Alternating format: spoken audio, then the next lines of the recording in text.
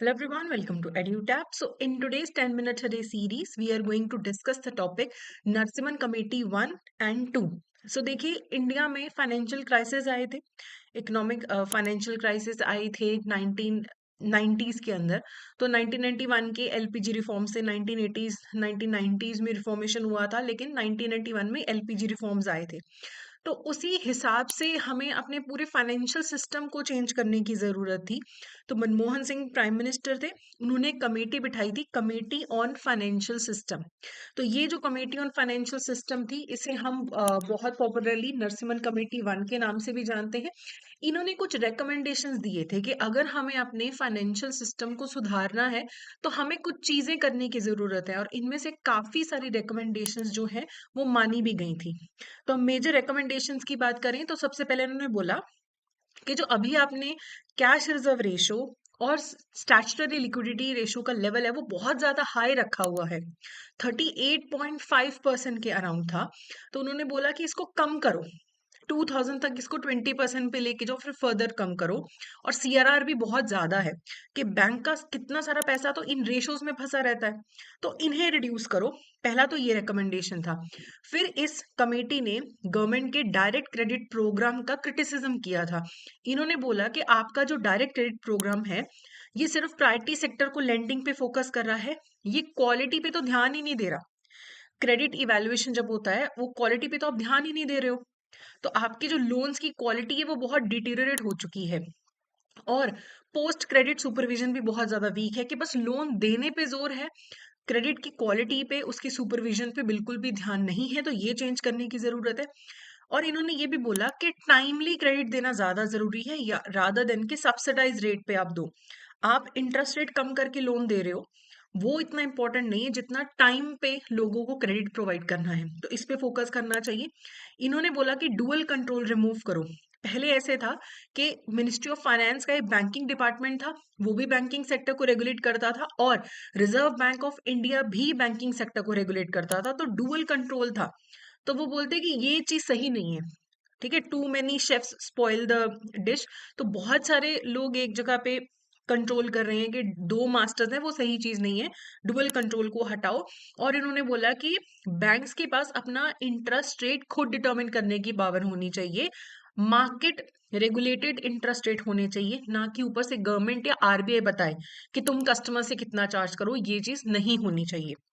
इन्होंने public sector banks के issues को भी आइडेंटिफाई किया। एक इन्होंने बोला कि पब्लिक सेक्टर बैंक्स की जो ब्रांचेस हैं वो एक्सपैंड करते जा रहे हो, वायबिलिटी नहीं देख रहे हो आप वायबिलिटी नहीं देख रहे हो कि क्या वो प्रॉफिटेबल है या नहीं है, ब्रांच खोलना चाहिए नहीं खोलना चाहिए, आप सिर्फ अंधाधुंध ब्रांच एक्सपेंशन करते जा रहे हो। फिर उन्होंने बोला कि जो लाइन ऑफ कमांड है वो बहुत ज्यादा स्ट्रेच्ड है, एक के ऊपर दूसरा बॉस, फिर तीसरा, फिर चौथा, फिर पांचवा। तो जो लाइंस ऑफ कमांड है वो बहुत ज्यादा स्ट्रेच्ड है, तो सुपरविजन अच्छे से नहीं होती है, वीक है, ऑडिट वीक हो गया है।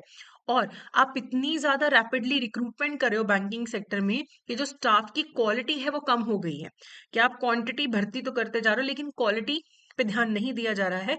और एग्रीकल्चर सेक्टर और स्मॉल स्केल इंडस्ट्रीज को एक्सेसिव क्रेडिट एलोकेशन हो रहा है, जिसके कारण अगर ये लोन्स कल एनपी में कन्वर्ट हो रहे हैं तो ये पब्लिक सेक्टर बैंक्स पे ज्यादा बर्डन है। ये नरसिम्हन कमेटी 1 थी, जो थी कमेटी ऑन फाइनेंशियल सिस्टम। एक और कमेटी बैठी थी 1997 में, जिसे हम नरसिम्हन कमेटी 2 बोलते हैं। इसे जो फॉर्मली बोला जाता है वो है committee on banking sector reforms. इन्होंने सिर्फ बैंकिंग सेक्टर पे फोकस किया। इन्होंने बोला कि एक तो कैपिटल एडिक्वेसी मेजर्स जो है इनहेंस करो। अभी बोलते कि अभी हमारे बैंकिंग सिस्टम का ये हालात है कि अगर कोई एक्सटर्नल शॉक आता है, कुछ डाउनफॉल आता है इकोनॉमी में, हमारे बैंक्स इतने स्ट्रांग नहीं है कि खड़े रह सकें। तो इसलिए आप थोड़ा सा कैपिटल एडिक्वेसी मेजर्स जो हैं वो बढ़ाओ। तो risk to weighted asset ratio जो है, सीआरएआर रेशो जो है, इसे आप थोड़ा सा बढ़ाओ। तो ये किया भी गया है। तभी तो जब 2008 का फाइनेंशियल क्राइसिस आया था वर्ल्ड ओवर, तो हमारे बैंक्स उसे बर्दाश्त कर गए थे, विदस्टैंड कर गए थे। फिर उन्होंने बोला कि एसेट क्वालिटी नॉर्म्स को स्ट्रिंजेंट करो। उसके बाद emphasising strict implementation of risk assessment norm, जो रिस्क असेसमेंट नॉर्म्स है उनका स्ट्रिक्ट इम्प्लीमेंटेशन होना चाहिए। बैंकिंग सेक्टर में ट्रांसपेरेंसी होनी चाहिए, ज्यादा से ज्यादा डिस्क्लोजर्स करो। छुपाओ मत चीजें, डिस्क्लोज करो, तुम्हारा एसेट क्वालिटी कैसा है, एनपीएस कितने हैं, रेशियोज कितना मेंटेन करो, ये डिस्क्लोजर होना चाहिए। और इस कमेटी ने ये भी रेकमेंड किया कि मेजर पब्लिक सेक्टर बैंक्स का मर्जर कर सकते हो, कि आप कुछ 2 4 5 बैंक्स को मिला के आप स्ट्रॉन्ग बैंक्स क्रिएट कर सको। तो बहुत सारे मर्जर्स हुए भी हैं बैंक्स के अंदर। नेक्स्ट उन्होंने बात करी नैरो बैंकिंग की। तो नैरो बैंकिंग में जो बैंक्स होते हैं, इन्हें रिस्की एरियाज में लेंडिंग करना अलाउड नहीं होता है। ये जो इन्वेस्टमेंट्स करते हैं या सिक्योरिटीज होल्ड करते हैं, नॉन रिस्की सिक्योरिटीज या गवर्नमेंट सिक्योरिटीज हैं, उन्हें होल्ड करते हैं। तो ये कॉन्सेप्ट वो लेके आए। उसके बाद उन्होंने बोला कि गवर्नमेंट जो है अपना controlling stake public sector banks में से थोड़ा सा रिड्यूस करे। अभी भी गवर्नमेंट जो है 51% तो होल्ड करती है पब्लिक सेक्टर बैंक्स में, लेकिन तब बहुत ज्यादा होल्ड करती थी, तो अभी थोड़ा सा डिस इन्वेस्टमेंट हुआ है। तो ये बहुत सारी रिकमेंडेशंस आई, और इन रिकमेंडेशंस के बेसिस पे इंटरनेशनल जो बेसल नॉर्म्स हैं उन्हें इंडिया में इम्प्लीमेंट किया गया और सरफेसी एक्ट लाया गया। और बाकी की जो रिकमेंडेशंस है कि डुअल कंट्रोल, वो भी हटाया गया, सीआरआर रेशो और एसएलआर रेशोस को भी कम किया गया है। अब इसके रिगार्डिंग एमसीक्यू करने से पहले I would like to inform you कि अगर आप सीआईबी एग्जाम को टारगेट कर रहे हैं, तो आप हमारे मास्टर कोर्स में एनरोल कर सकते हैं, जिसमें आपको सारे सब्जेक्ट्स की डिटेल में रिकॉर्डेड क्लासेस मिलेंगी। एग्जाम से जस्ट पहले रिवीजन के लिए लाइव क्रैश कोर्स भी होगा, test series, MCQs chapter wise, notes, previous question, सब कुछ आपको इस कोर्स में मिलेंगे। किसी भी टाइप की आपकी जरूरत है इस कोर्स से फुलफिल होगी। बाकी आप हमारे लाइव क्रैश कोर्सेज भी देख सकते हैं। हमारी वेबसाइट पे जाइए www.edutab.in, वहां पे जाके भी आप हमारे कोर्सेज चेकआउट कर सकते हैं। टेस्ट सीरीज हैं, और सिर्फ सिंगल किसी सब्जेक्ट का कोर्स लेना है कि सिर्फ एबीएफएम का चाहिए, सिर्फ बीएफएम का, वो भी अवेलेबल है। ओके, चलिए अब क्वेश्चन देखते हैं। As per the Nasiban Committee 1 and 2 recommendations, which of the following statements are correct? The committee recommended the reduction of SLR statutory liquidity ratio, तो करेक्ट है। आपको पता है ये करेक्ट है, तो जहां पे 1 है वो होगा, जहां पे 1 नहीं है उसे एलिमिनेट कर दो। ठीक है। It suggested the public sector bank should be privatise to enhance efficiency. देखिए, प्राइवेटाइजेशन की बात नहीं करी गई है, गवर्नमेंट का जो स्टेक है वो कम करने की बात की गई, लेकिन ये नहीं बोला गया कि प्राइवेटाइज कर दो, तो ये तो नहीं है।